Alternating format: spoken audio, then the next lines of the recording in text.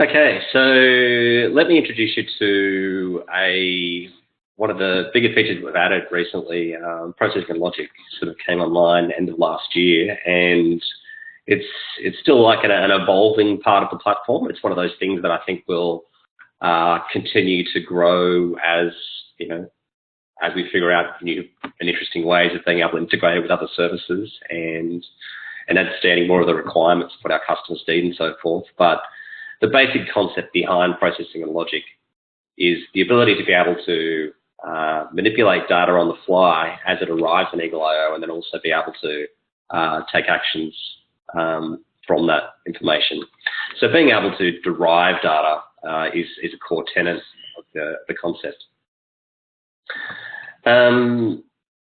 Now, some of the reasons why you might want to do that is sort of related to, if you've got a device which has the ability to be able to measure information, but it doesn't have any processing capabilities.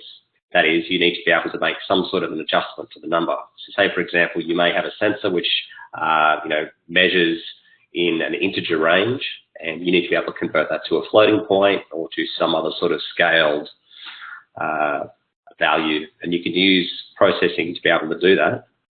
And ultimately, we intend processing logic to be one of the core pillars of the eagle.io platform, in the sense that it will be the foundation for the ability to be able to do things like automated control operations, being able to take actions outside of eagle.io based on the values that you process. So while it's sort of still early days as far as processing and logic goes, it'll be something that you guys can learn and evolve with as well, so that you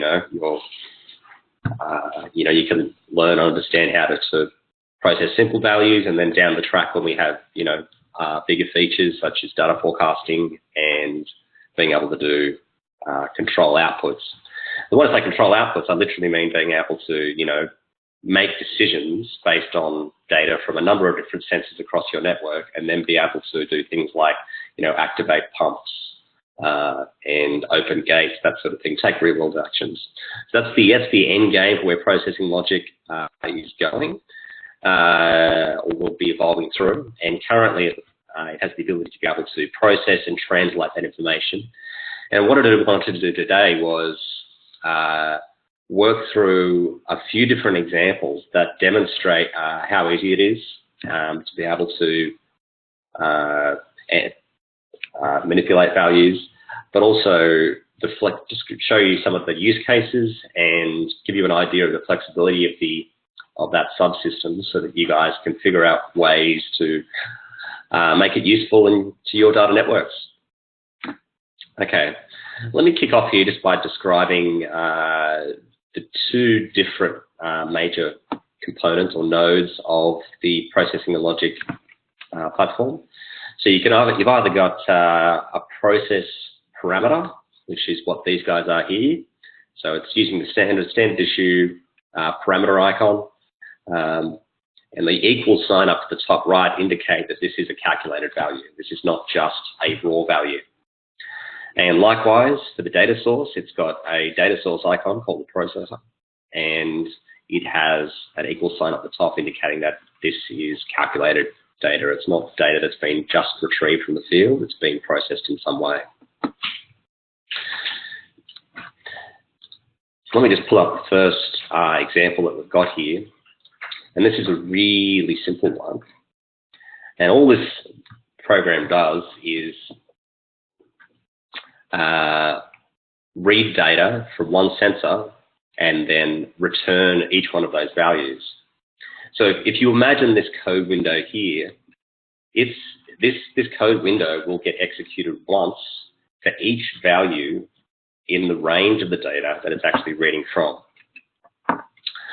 Now, what that means is that if you imagine that the fundamental difference between a process parameter and a processor is that a process parameter, it doesn't actually create any new data. Or at least it doesn't store any new data. All it does is read data from other existing parameters perform a calculation, and then outputs a number which is never stored.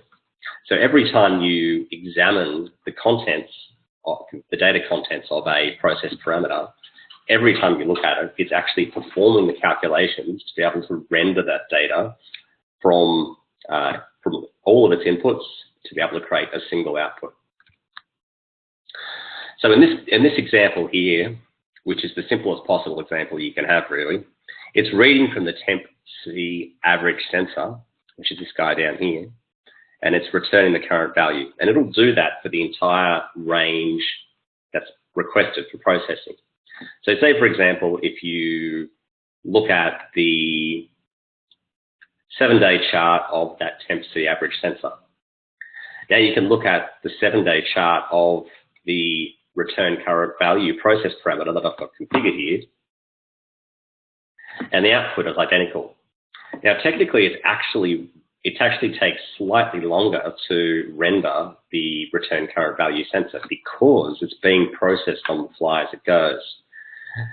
Just to demonstrate that, I'll grab both of those sensors, the return current value and the temp C average sensor, and I'll plot them on a chart. So I'll go historic data chart. And it's actually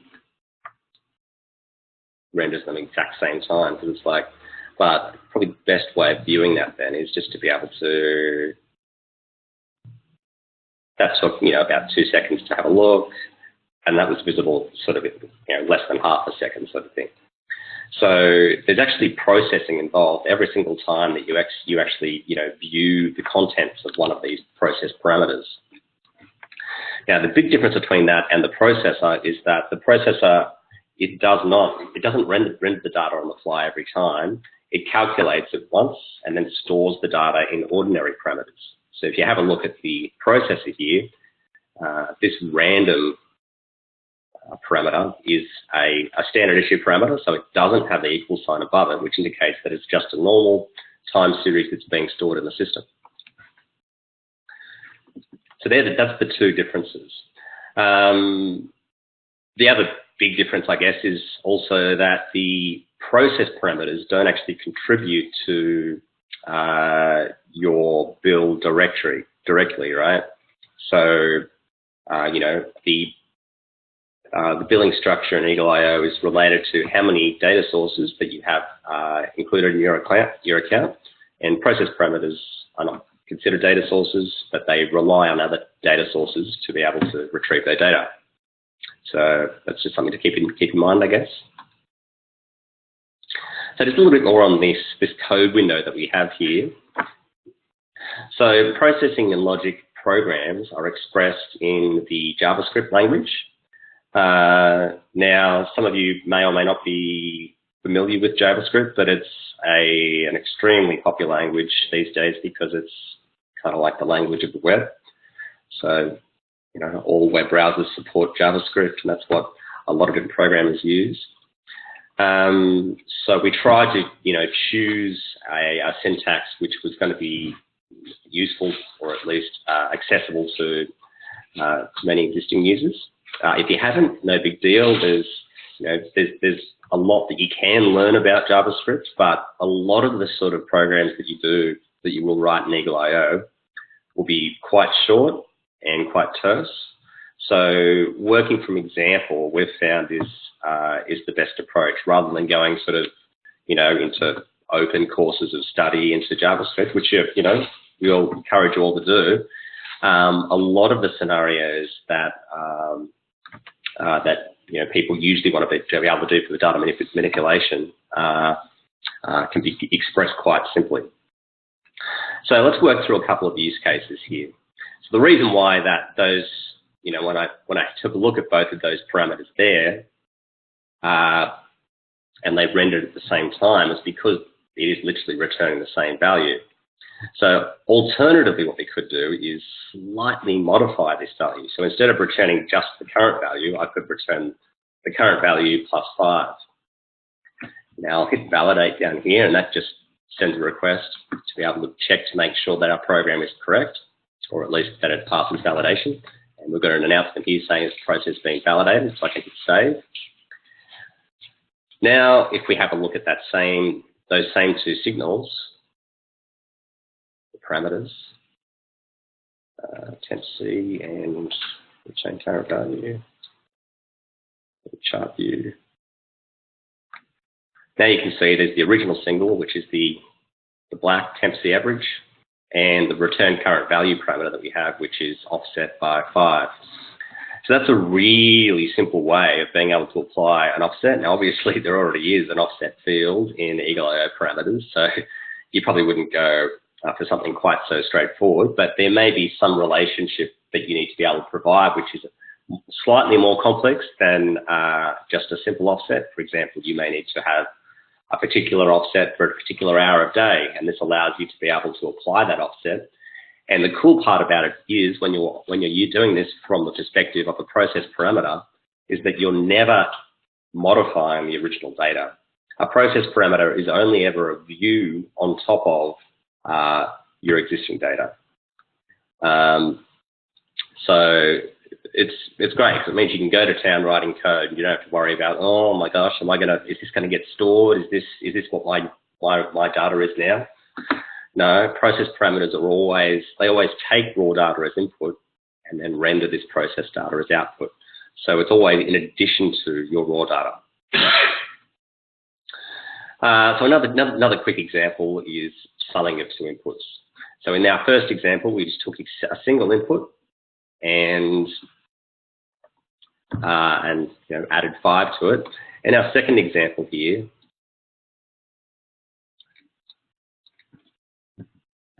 we've got 2 different inputs. So in this particular case, we're taking the current value from the temp C average sensor and the current value from the bat fault average sensor, and then we're just adding them together. Now, I don't imagine that temperature and battery voltage adding them together is a particularly useful outcome, but I'm hoping that you guys can use your enthusiasm and imagination here to figure out how this best applies to your data. But just to give you an idea of how that gets visualized, we can have a look at the tabular form, and then same deal. As we're scrolling down the data here, it's actually, calculating the addition of those 2 values every single time we look at this. So these values here that we're looking at, they're never stored anywhere. They're recalculated every single time we look at them.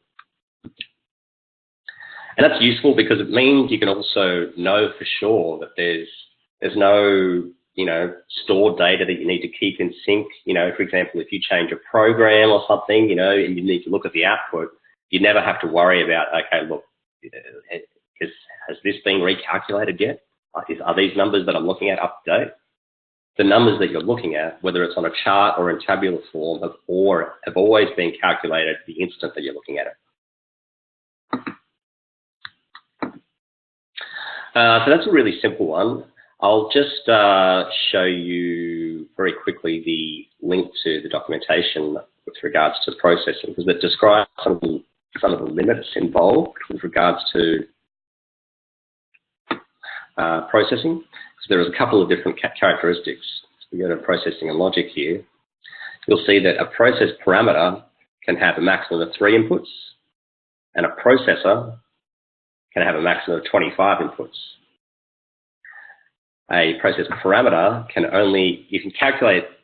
you can grab values from up to 3 different inputs, but ultimately you can only return a single value, and that becomes your output. In the case of a processor, you can create a number of different outputs. So that's why you may choose to use a processor over a parameter, because it gives you this extra, headroom to be able to do stuff. Part of the reason why we structure it in this way is that you can quite easily, begin to slow down the performance of your data network if you've got too many input parameters. Because these things are calculated on the fly every single time the data is viewed, if you have too many inputs, then it can, slow down browser performance. So that's why we've sort of kept it, fairly simplistic for process parameters, and we've allowed more flexibility when you're using the processor.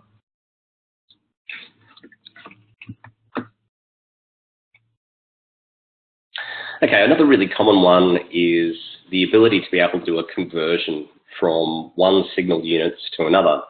Now, a common scenario which a few of you may be familiar with is the ability to be able to measure the height of, say, for example, a channel or a river, and then have a mathematical relationship which describes how that translates to water flow. In this example here, what we're going to do is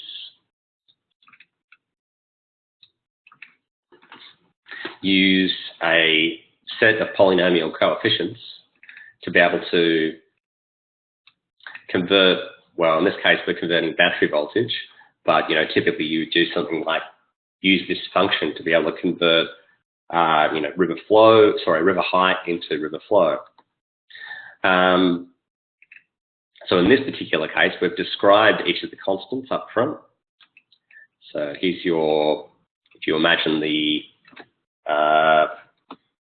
equation for, you know, a polynomial input, and these are the different coefficients, and it's a little bit less elegant when you describe this in code because it's got to use, you know, all these braces to be able to separate the different portions of it.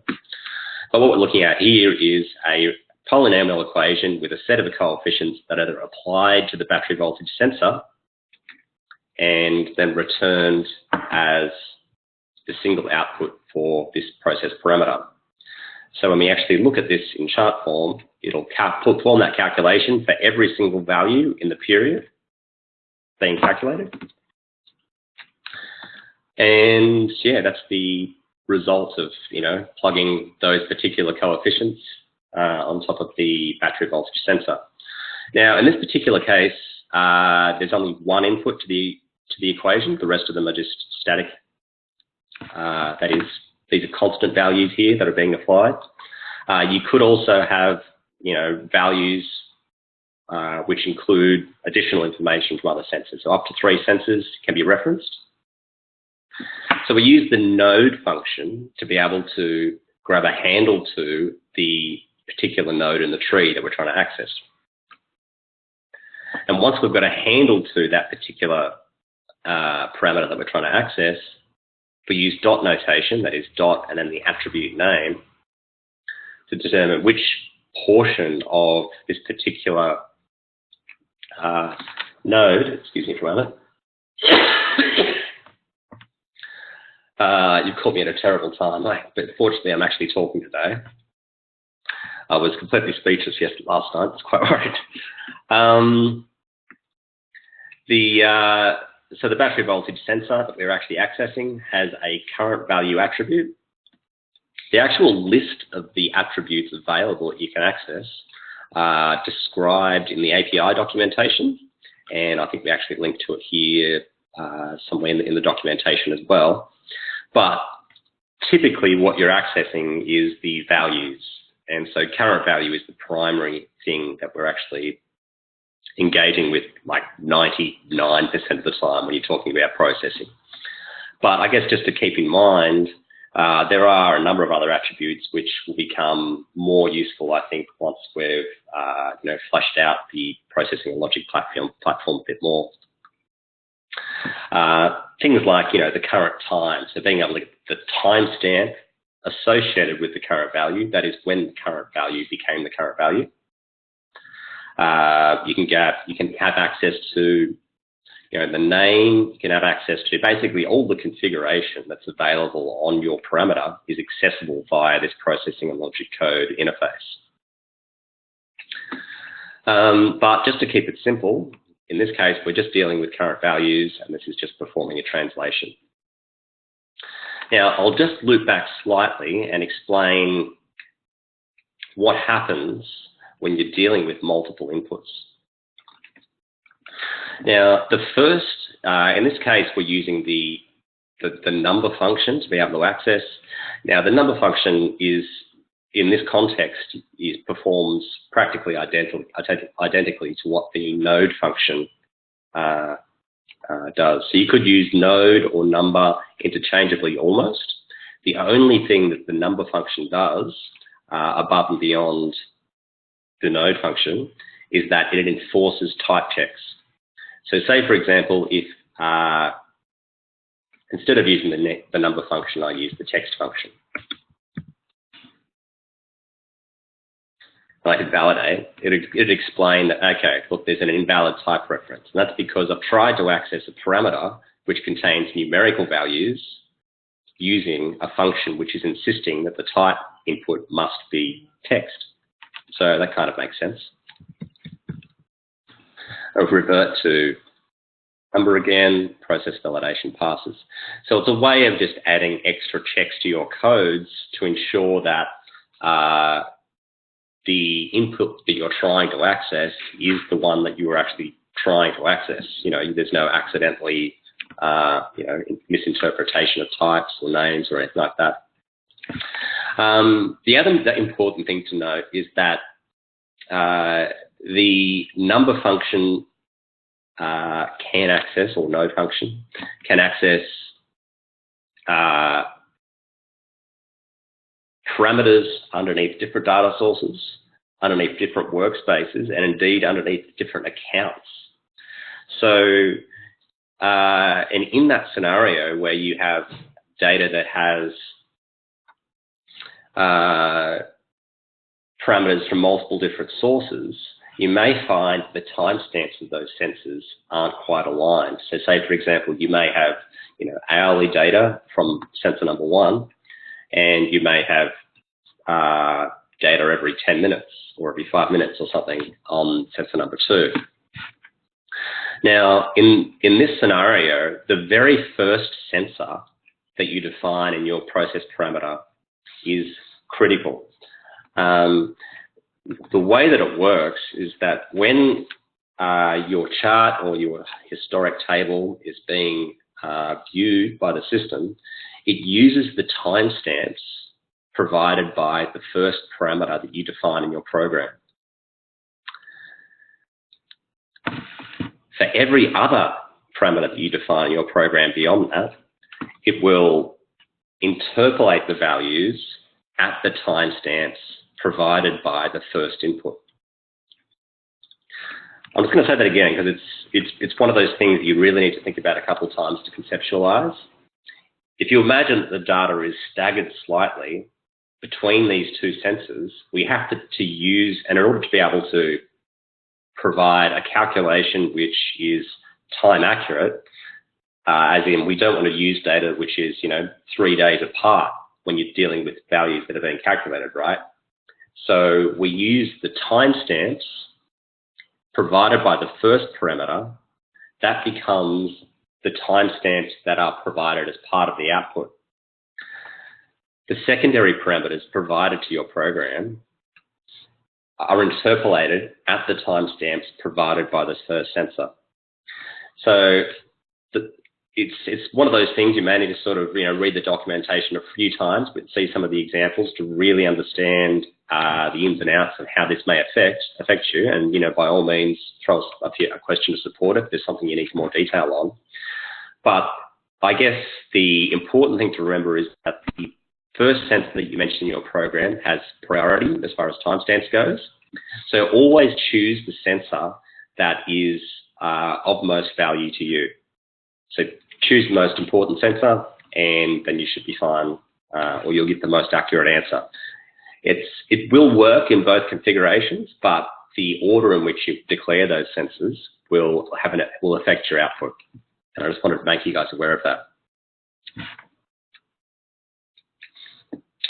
Okay, so the next example here is the ability to be able to exclude data based on time.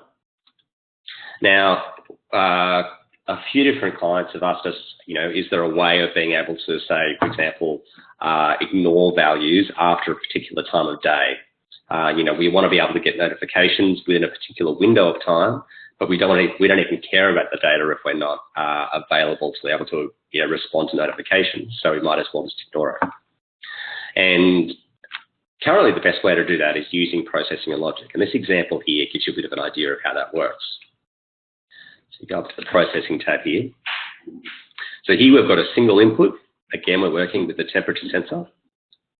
And instead of working with the current value, in this particular case, we're going to use the current time of that input to be able to exclude that information. So in this particular example, what we're doing is we're saying, okay, look, let's examine the time of every value in the period that's being plotted. That is, when you draw a chart, the range of the data is defined by the range of the chart that you've described. So in the background here, we can see we've just drawn a 7-day chart. So the range of the data is from the 26th of June through to the 4th of July we're working with here. So that means that as this program will execute once for every piece of data that it finds from this sensor within that time range. The next piece of logic here is to check to see if the date captured from the current time, and remember the current time is the timestamp of the value that is currently being operated on in this time range. So imagine if there's, hypothetically, say there's 100 values between the 26th of June and the 4th of July.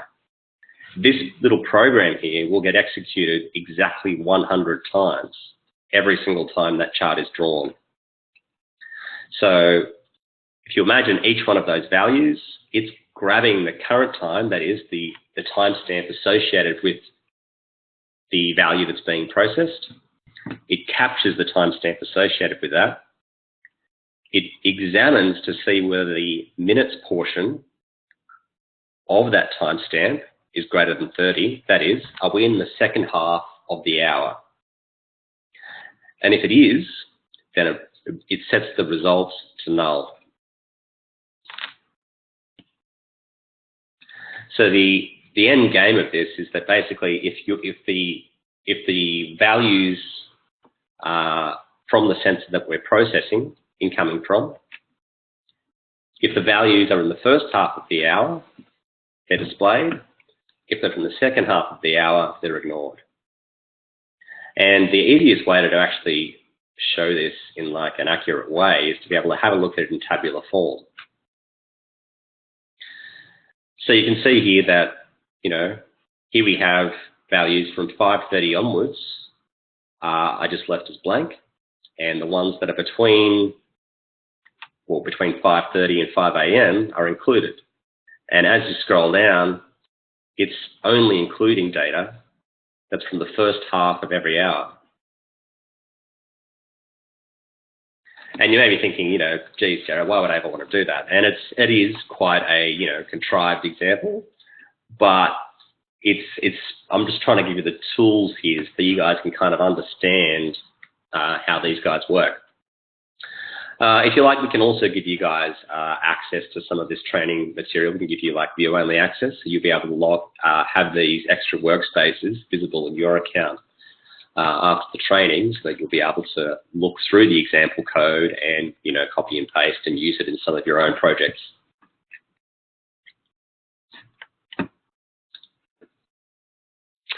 The other really cool thing that we can do with processing logic is the ability to be able to access data from different places.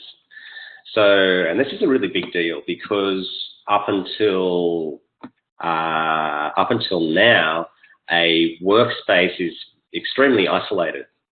So, you can, for example, create a dashboard within your workspace, but it can only display information that is stored in your current workspace. Now, processing and logic gives you the tools to be able to access data from a third place. So the way this works is it uses our existing API infrastructure to be able to basically authorize access to the origin data that you're actually trying to include. So say, for example, you had a project which contained, 50 sites, and that project had, 5 different subsections of 10 sites each, and different people needed to see data from different sites. Now, it may be useful if you're the manager of the entire project to be able to have one dashboard that displays data from all the different components of that entire network. Now, to do that, it means you need to have a dashboard in one workspace which views data from a number of different workspaces. And this is where this functionality comes in. Now, the process of authorizing, that is, gaining access to a different workspace, you use this auth function. And it's basically saying, to the system, look, can I have permission to be able to access this particular account, that is, the Web I64 account, and here use this key to give me access. So where do these two strange little codes come from? Well, the first one is the URL at the top here. So you'll notice that Web I64 is part of the URL for this account. So that's actually a unique identifier describing the name of the account owner. And you guys may have noticed that in your own accounts, when you log in, there's a particular code that will be always associated as part of the URL for your account. And it's eagle.io's way of uniquely addressing each account without having to have some big, nondescript number or something, right? So it should be a code that's sort of, 6 characters long that relates to your particular account and should be vaguely similar to your account name. The second component is an API key. Now, an API key is something that you may have already come across in your workings with eagle.io. It's basically a way of allowing programmers, or people who are writing code, allowing them to access components of your account. Now, if you go up into the settings section of your account here and head to the security tab, one of the tabs here you've got is API keys. And we've got one key set up here already, and this is the one that's actually being used in our program. So you can have as many API keys associated with your account. It's basically just a way of being able to share or being able to give programmatic access to particular portions of your account. Now, in this case, the processing key that we've got, that we've named, that's just a name that you give it, it has read-only access. We can't actually perform any modifications to the data, and I've given that key access to all of my different workspaces. Now, you may, for example, have a key that you should only allow access to specific workspaces, and you can use the limited workspaces function here to be able to achieve that, and just tick the particular workspaces that you need access to. You need this key to be able to access. Anyway, so we've got our API key set up there. It's just a way for code to be able to access your account. And we'll go back to our little code example here. So in this particular case, we're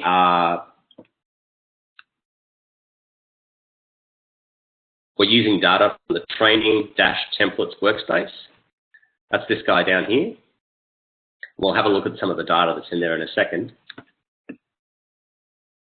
The next step beyond that is to provide the full path to the actual sensor that you're trying to access. So I think, this is using the node or number function that we've used in other programs here already. And this allows you to provide a path to your sensor. Now, in the other examples we were doing, we didn't need to put the entire path in because the node function has the ability to be able to access sensors in the same, underneath the same node without having to express the full path. In this particular case, because the input data that we're accessing is contained inside a different workspace, we need to include the full path to the sensor so that eagle.io knows which particular sensor you're trying to access. So in this way, we've grabbed the temperature information from the training templates workspace. Then we've grabbed the current value from that sensor, and we're using an equation here to convert the temperature in degrees Celsius to temperature in degrees Fahrenheit. And then we're returning that value in Fahrenheit form. So if we have a look at the values here, the actual sensor that it was accessing was inside. Let me just double check what that path was. East flow, temperature C average.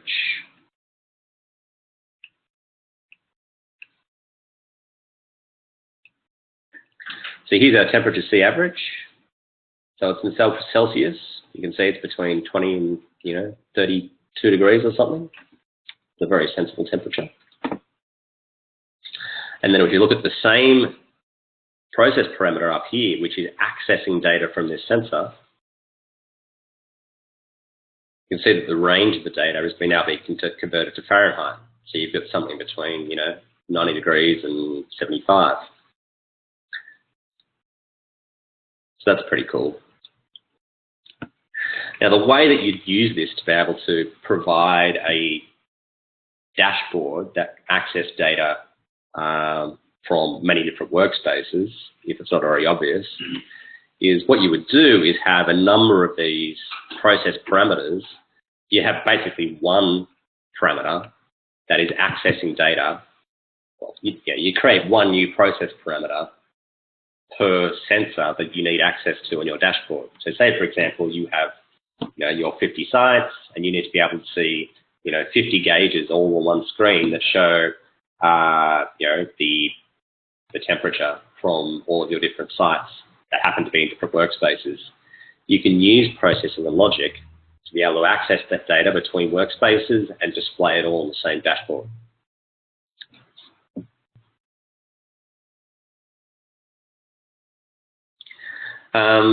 Just to reiterate there too, that foreign workspace access mechanism that we have there is again it's not copying the data to your account. So you can actually have data from somebody else's account, and as long as they give you an API key, that is, they give you permission as such to be able to access their particular data, you can include data from someone else's paid account on eagle.io and your own to be able to include data in dashboards and charts and even notifications as well. So these processed values that you actually calculate, you can still set alarm thresholds. So it's just like an ordinary parameter. You still have, offsets. Well, actually, I don't think you have offsets, but you've got everything else basically. You've got, states and ranges and hysteresis and all your chart configuration. It's basically just like a normal parameter. You still get your own units, all that sort of stuff. The only difference is that it's being calculated on the fly every time.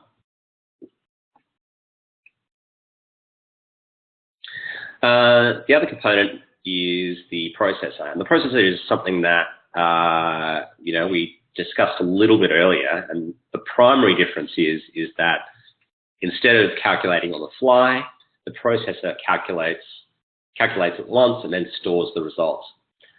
And the storing that result gives us a lot more flexibility with regards to how many things can be processed at once, how many outputs you can provide, and so forth. So let me just talk you through this little example that we have here from the processor.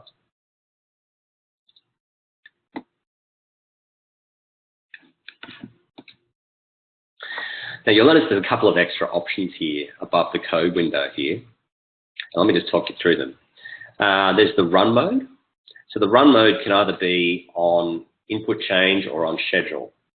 Now on input change means basically that if any one of the inputs to your program is modified, that is if new data arrives from your data logger or from some other source, that will trigger this program to execute. That is, if new data arrives, it will trigger the calculation to be performed, which will then give you, notifications and so forth based on your newly calculated data, and then it will store the result. The other alternative is, which is what currently I've configured, is on a schedule. So instead of, it may be that, for example, the inputs aren't changing very often. You may have a data logger which is only being collected once per day. In which case, your processor will only actually execute once per day if that's its only input. Alternatively, you can use the schedule option, and this allows your data source to be executed once per minute, or any schedule that you actually describe. So say, for example, you wanted to, instead of only being triggered when your inputs change, you can use this schedule to be able to get reliably syncopated data on intervals that you define. Now, this works in a similar way to the schedule that you've seen on other data sources. That is, the regularity with which you can retrieve data.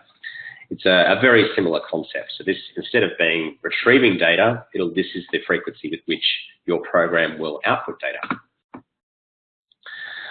In this particular example here, we're doing it every minute. But say, for example, you can also use the offset as well to be able to do, for example, say if you wanted to have an output that was generated at 5 minutes past the hour every hour. You could use the schedule to set a schedule interval of 1 hour, and you could set it to execute at 5 minutes past the hour. Pretty straightforward. Now, just to take a look at some of the code that we've got here. Again, it's pretty simple. That is, what we're doing, we're using the number function to be able to access data from a particular sensor. In this case, we've used a relative reference. The referencing mechanisms for your path are described, in more detail in the documentation here. It describes all the different formats of paths that you can use. What's going on here is we are going up one node by going ... So if you imagine that if you imagine the processor is the initial start point for this number function, it goes up one level to location, and then it goes into the input file source, and then into the temp.c average source parameter, sorry. And then it's storing the handle to that particular node in a variable called temp.c. Now, the next step that's going on here is that we're taking the current temperature, and then we're timesing it by a random number. Now, the primary difference between the syntax between the process parameter and the processor is that a process parameter must use a return statement to return exactly one value. Whether that's null or a calculated value or even the original value, doesn't really matter, but a process parameter must have a return statement and must return exactly one value. In the case of the processor, we kind of outlined a little bit earlier that the processor, instead of having one output, it can have up to 100 outputs. And what that means is that instead of having a return statement per output, we have to actually express it in a different way. And the way that we do that is we use this number function to be able to define the output itself. So you'll notice that we've created a new output here called random. And you can see that underneath the processor here. Now, just to give you a bit of an idea of how this works in practice, I'll add a new parameter here called cheese, and I'll set its current value to be 5. And then I'll hit validate. Okay, validated. It means the code's okay. Now I'll hit save. And that's produced, it's created a new parameter here to show that this is another output of this processor. Now, if I comment out that particular sensor, I hit save again, it'll grey that sensor out, indicating that even though this sensor still exists, that is, this is a parameter that you have created in the past, it's not currently part of the current processes program. So if, for example, you happen to store some data in a parameter, and for whatever reason you don't want to actually lose that data yet, you just want to keep it around, you can just remove it from your program, and that parameter won't actually get deleted. It'll stay there, and you can access the data from that parameter. But you will be able to tell that it's not part of the currently active program because it's currently grayed out.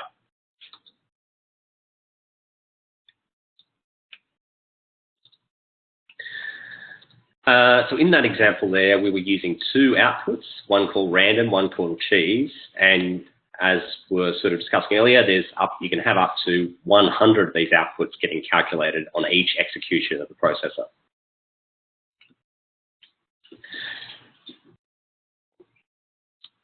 Now, I know it's all the questions involved here related to processing are pretty hard to express off the top of your head, but I'm hoping you guys can kind of give it a go. We've got about 10 minutes left in the session.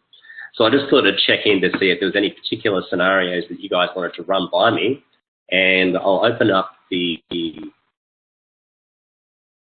session to audio as well, so you guys can sort of chime in and ask questions if you like.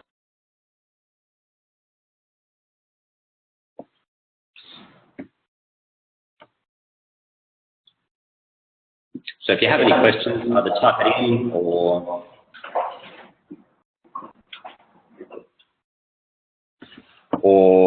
yeah, just turn your mic on and let me know, and I can,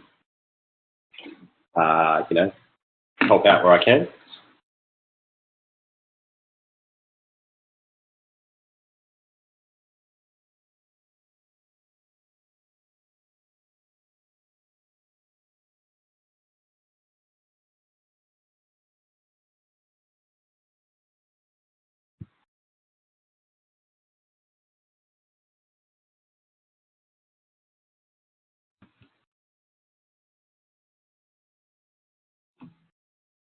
Yep. Okay, so Paul's just asked the question, is it possible to calculate the average flow between 1 AM and 2 AM each night in the past? So in that particular context, what we're talking about is average flow between 1 AM and 2 AM. That's accessing all the values. Yeah, okay, so that's kind of a combination of two of the examples that we've actually done here already. So that's the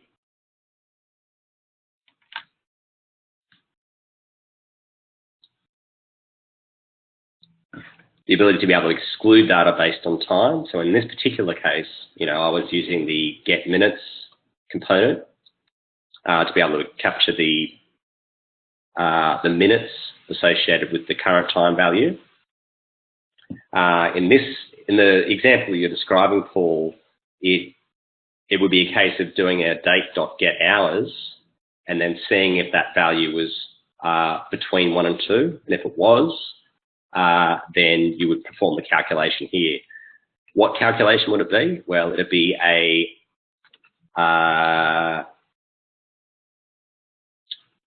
there's actually a couple of different ways you could do this, which makes it exciting. So say, for example, you've also got the ability to be able to use aggregates within your processor here, or your program. Let me just see if I can find an aggregate expressions. So this allows you to, instead of the examples that we've currently looked at here, allow you to process raw data on the fly. One of the cool things of eagle.io is that you've got the ability to be able to perform aggregations. So just as a little reminder of what that looks like, here we're looking at data that is appears to be 5-minute resolution data, and say you wanted to be able to see that information as hourly average data. You could switch this to be average, calculated every hour, hit apply, and that's calculated the average on the hour every hour of that particular sensor. And this configuration here, being able to specify the average, the interval, and the base time, is available to you in code form as well. So in this particular example here, you've got the hourly average being expressed as a string. So the way that works is that in your program, instead of just specifying the raw data, which is what we've currently been doing, you can use these aggregate expressions to be able to say, look, I don't just want the raw data from that sensor. I want the raw data, but I want it to be averaged once a day,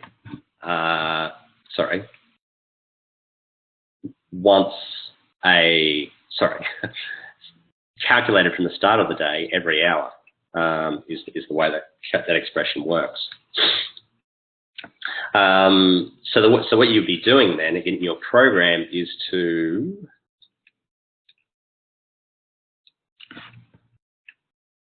you'd be figuring out whether the date associated with the current timestamp, or for starters, instead of pulling in the raw data from the temperature sensor, you'd be pulling in the average calculated every hour,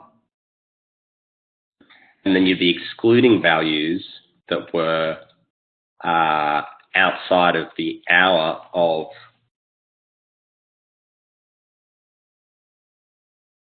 the hours of 1 and 2. Well, greater than 1, less than 2. Or actually, you'd be saying as long as the hour is equal to a specific hour, right? As long as it's 1 a.m. and then or was it 2 a.m. was the question, I can't remember which one. But you get the idea. It's a combination of those two elements there. Instead of using the raw data, you'd be pulling in the average data, and you'd be saying only return, that is, only display the data between the hours of 1 and 2.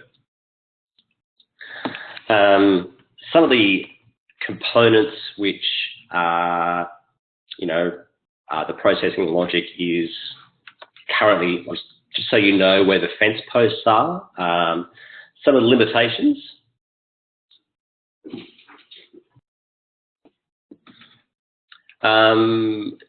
Paul's just got one more question here regarding does the processor only look over the data of the chart range? No, the processor looks over the data that it has received.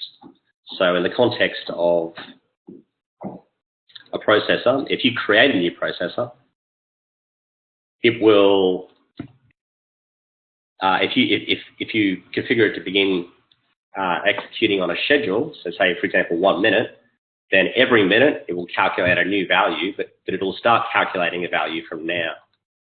And the data that it actually calculates is stored permanently in each of these outputs. So that when you chart your outputs, there is no calculation being performed. It's just an ordinary parameter that exists in the system, and it allows you to, chart that as many times. It's not, it doesn't have any relationship to the chart range as such. It is just a ordinary time series parameter in the system that's being displayed on a chart or a table. It's that sort of conceptual leap that was sort of discussing earlier, to do with chart ranges and calculation periods and which timestamp it's going to use. That's absolutely critical when you're dealing with process parameters. It's not as critical when you're dealing with processing, because the trigger, because the data being calculated is stored every single time, once and for all. Yeah. So processing parameters are like a view on your data that's calculated each time. A processor is more of a traditional calculation engine that you may have used in other platforms in the past. Basically, it gets told to run either by a schedule or by one of its inputs changing, and the output is then stored as a permanent record, and that permanent record is then presentable on a chart or a dash or a table or anything you like.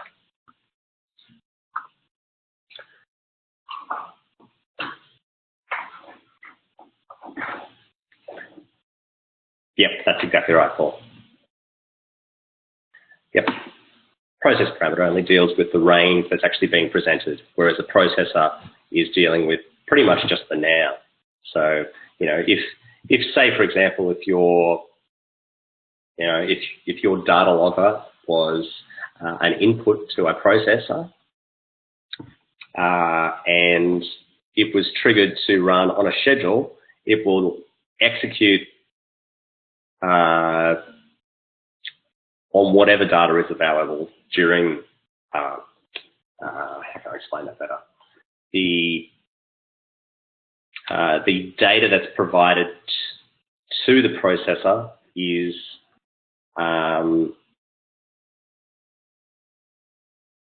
I feel like I need to have 5 different diagrams being drawn at once to explain this. It's actually not that complicated. It's just very hard to explain in words. So the processor, at time of execution, it grabs whatever data is available that's relevant to its calculation and performs one calculation and then writes all of its outputs.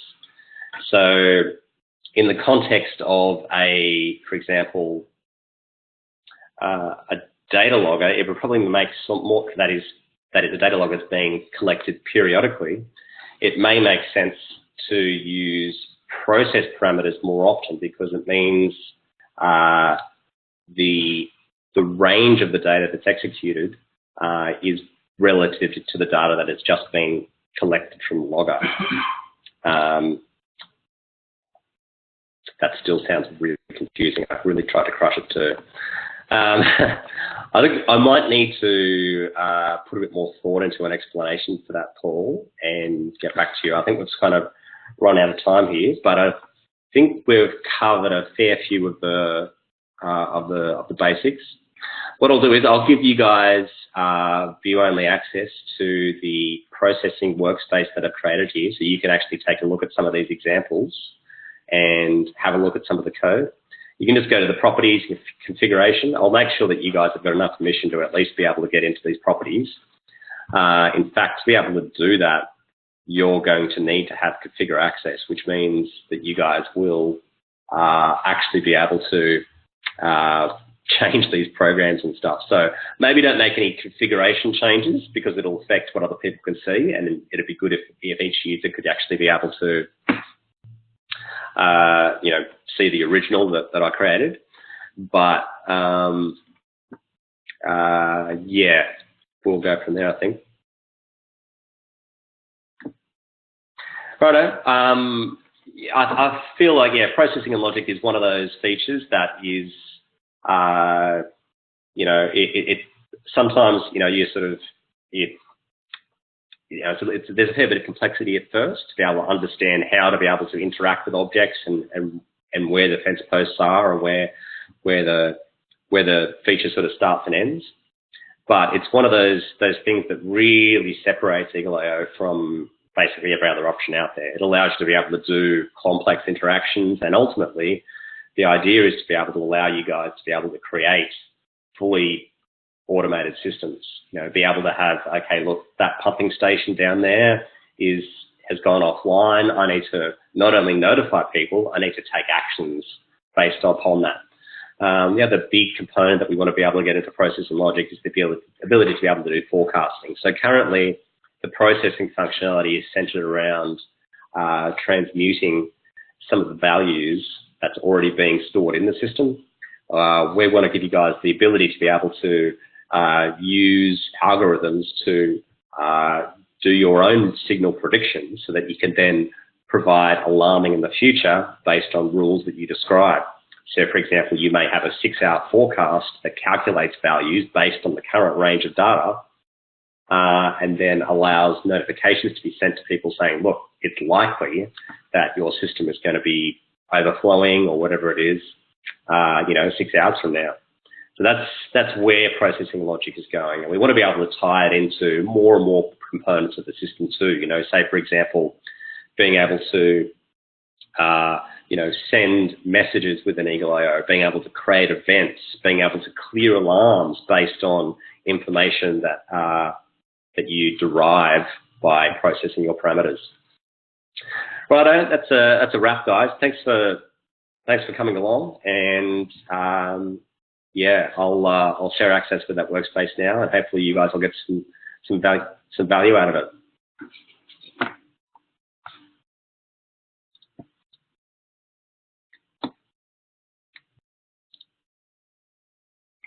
Cheers, guys. See you later.